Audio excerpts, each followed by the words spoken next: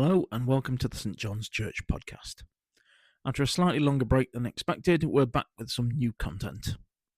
On this edition of the podcast, we're going to be looking forward to Mothering Sunday, or to give its more widely used and commercial name, Mother's Day. Originally a day to honour someone's mother church, and the church in which they were baptised, it has morphed into a day to celebrate the very people who brought us into this world, our mothers. I sat down with two mothers from the St John's Church family earlier this week to hear their memories of Mothering Sunday and to find out what the day means to them as a Christian. First, let's hear from Jane West. Okay, I'm sitting down here with Jane West. Thank you for allowing me to come invade your space. That's okay, and Ian. Talk about Mothering Sunday, which is coming up this Sunday as we're recording. It's on March the 30th, 2025. But first, for people who don't know you, and I can't imagine there's not many people listening who don't, tell us a bit about yourself and how you ended up coming to St John's. Well, I was originally born in Herefordshire, and I met my husband, Richard, who comes from Stone, and we met at Chester. We studied at the uni there, and about 30 plus years ago, we moved to Stone. So for Richard, it was coming home, but obviously it was new for me. And I'd been brought up in the United Reformed Church, or Congregational as it was known then, and looked for a church, and obviously St John's was there. So I started coming to St John's, I think, when Anna, my eldest daughter, was about 4 years old, I think. So, right, okay. So how many children have you got? So I've got 3 children. So they're all grown up now, but I'm sure, as most mums would agree, doesn't matter how old your children are, they're still your kids. So Anna is 31. Ian's 29 and Mara's 27. Ian, what a great name. Indeed. Anyway, now it's coming up to Mothering Sunday. That's the subject that we're talking about. What are your memories of when you were younger of Mothering Sunday? Well, of Mothering Sunday when I was little, we would always go to church on Mothering Sunday. I'm lucky enough that I've still got my mum alive. So it would involve going to church in the morning, and then when we were of an age where we could help either cook the dinner or take charge of actually cooking the dinner, and sort of I remember making breakfast for mum in bed, which was probably a badly made cup of tea with a piece of burnt toast. But as a mum, you still think it's lovely. So, yeah. And since you're a mother yourself, how has Mothering Sunday been to you since you've had children? Well, obviously, when the children were little, it was Dad's input and influence that would be saying, right, let's help make breakfast for mummy, or let's help mummy make a cup of tea. But obviously, over the years, that's developed, and then they would take charge of Mothering Sunday, and it would be a case of me being able to put my feet up while chaos reigned all around me.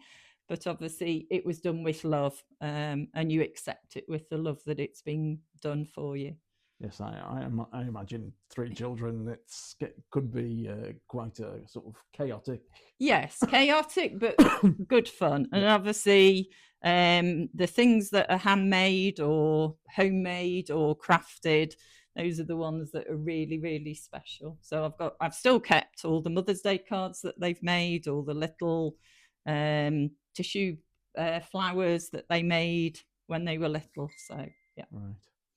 And as a Christian, because it's the concept of what Mothering Sunday is and what we've come to understand as Mother's Day two very different things. So Yeah. what does Mothering Sunday mean to you as a Christian? I think as a Christian, it does mean, and to quote from the Psalms, "Behold, children are a heritage from the Lord, the fruit of the womb a reward." And I do think that they are a gift from the Lord, and I feel very, very blessed that we can celebrate Mothering Sunday. And what will you be doing this year? Anything special? Well, this year it is quite special because not only am I going to spend Mothering Sunday with my mum down in Hereford, but with my brother and sister as well. But for Mara, our youngest daughter, she's expecting her first baby in August, and Mara will be there as well. So that will be lovely to share it with Mara, but to think that in 4 months' time, the next generation will be coming along. Oh, great. Well, thank you very much, Jane, for sitting down this brief talk about Mothering Sunday, and we'll be catching up with Celia Stewart a little bit later on in the podcast, who will also be talking about her experiences of Mothering Sunday. Thank you. Thank you.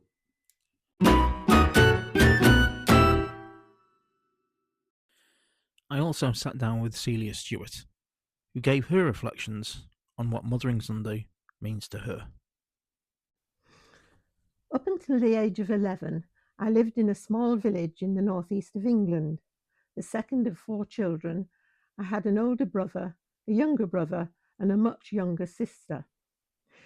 Each Sunday afternoon, we 3 older ones were sent to Sunday school, which was held in the parish church in the next village, about a mile away. There was always a group of us. The boys walked together in front, and we girls giggled our way along behind. In those days, Mothering Sunday was centred on the church, and we were each given a small posy to take home to our mothers. Always spring flowers picked from the gardens of, I assume, the Sunday school teachers. I seem to remember primroses and violets, but it may have included cowslips or other flowers from the surrounding fields. We were not expected to do anything on our own account for our mothers.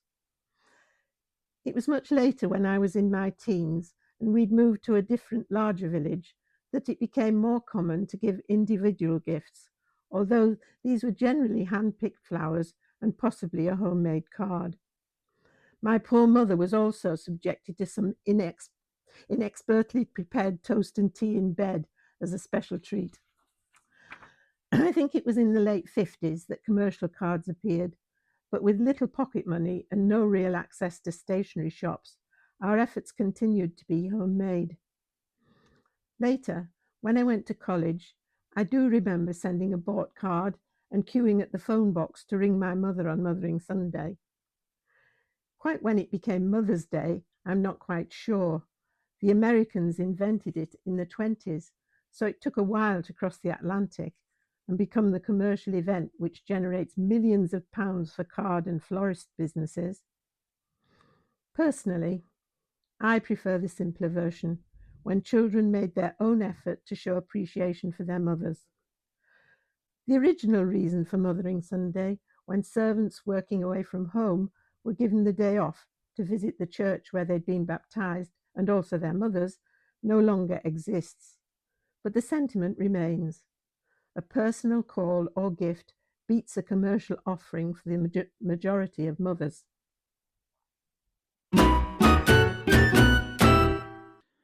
Thank you to both for taking the time to sit down with me. Well, that's it for this edition of the podcast. We are going to make this a monthly thing from now on, but it can only really happen with input from people like you. So if you have any ideas about content you would like to hear in future episodes, please put them in the comments below. And if you feel so inclined, please consider clicking that subscribe button and the bell notification so you can keep up to date when future episodes get uploaded. Hopefully we'll be streaming the Mothering Sunday service, which at the time of recording takes place tomorrow, 30th of March 2025 at 10:30 a.m. We'd love to see you there. But if you're unable to join us on the live stream, and provided that everything goes well, because we've been having a few technical difficulties, you'll also be able to watch the recording on catch up. In the meantime, thanks for listening, and I hope to see you again next month. Blessings.